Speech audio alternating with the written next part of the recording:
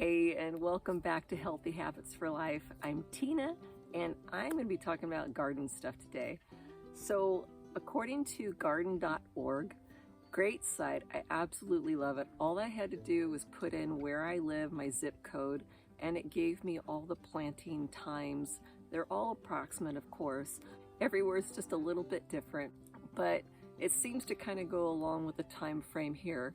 One of our biggest problems here in Valley Springs, where I live, is that it's extremely hot in the summers. Like right now, it's September 11th, and it is about in the high 90s right now. And that's pretty low for what it's been lately. It's definitely been like 108 to 115 lately. It gets really, really sucky. And the winters here, it gets a little colder than normal. It snowed a few times, but nothing that really sticks for a long time. But it just really gets cold. And so you got to kind of adjust for these different things in this kind of climate. And I'm in a 9B zone, according to them. So today I'm going to be going over some veggies that if you live in a 9 or 10, which they kind of seem a little bit similar in those kind of zones, then these are the types of vegetables that you can plant around this time of the year. There's a lot that you can actually plant right now.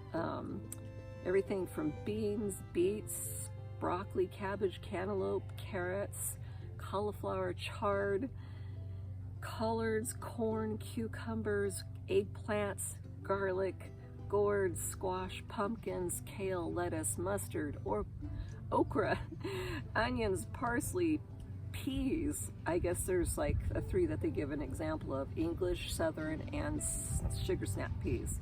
There's peppers, potatoes, radishes, spinach, tomatoes, turnips, watermelon. That's a lot for this time of the year.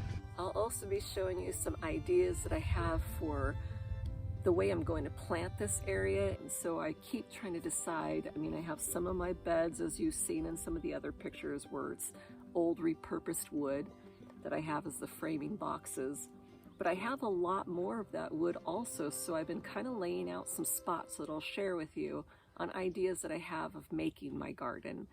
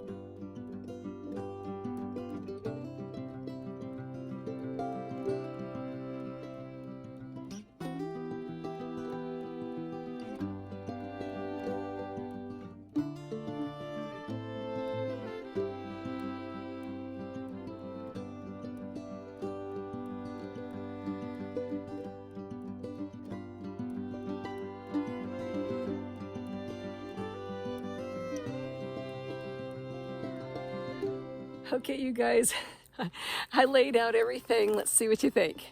So this is what I've got so far and what I'm thinking about. A little scheme and design. Got a longer one here, which ends about the same spot as the marker for the last little planting area here. There is a skinnier one that's long next to it, and then next to it is the other long one, and then the line that goes along the fence. So these will go along with it, with little footing areas in between each break, big enough for my giant-sized girly feet to get through. I always try to make them spaced apart just enough so there's a comfortable amount of room between my feet. So if I need to turn, I don't go tripping all over myself. So I also made, of course, some trails through here to go all the way down. I'll be clearing out more stuff. I've got this, it goes, keeps on going and going.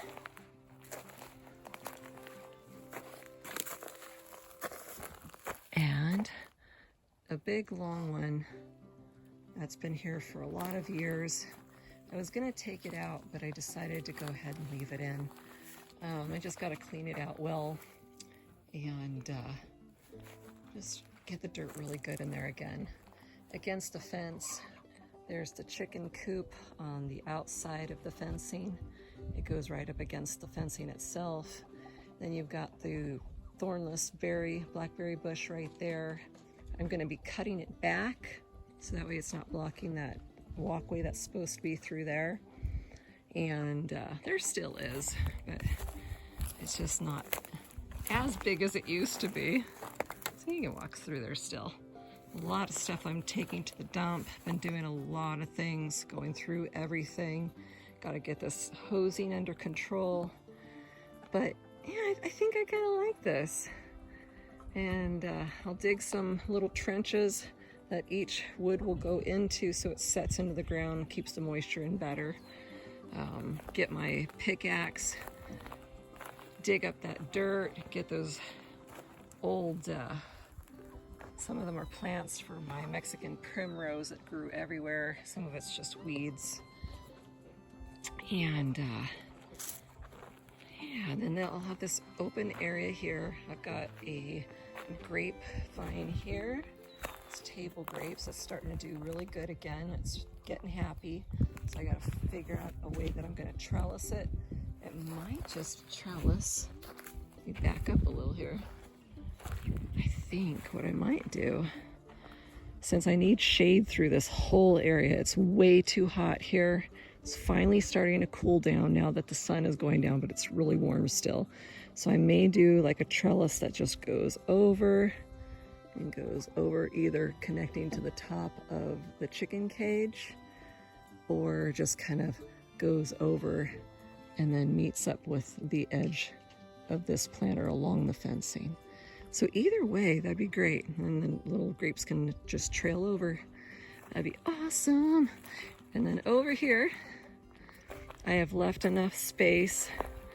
So now that I've cut up my wisteria bush into more like a tree, put like a gazebo effect, and then I'll flatten that out a little bit more through there. So I made sure I left enough room between that last planter box and this area where it is beneath this, so that all that wisteria can grow over the top and create a nice shady area over like a little table and chair area.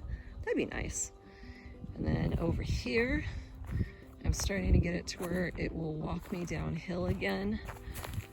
Lots of hilly stuff on my property. So I try to go down the least hilliest possible. Here's some more table grapes. Got to cut them all up, make sure that I get them back in shape again. They're still living. I got one plant left. I used to have 4 along here, but I did not take care of them good enough. So I'm back to taking care of them, being a good plant mama.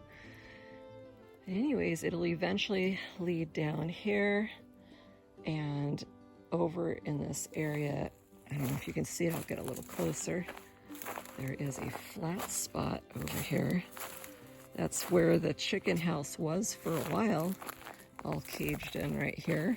You can see some of the old fencing, but of course the varmints and critters got into it also, so I had to move them where they were more secure. But anyways, eventually here in this flat area will be my greenhouse.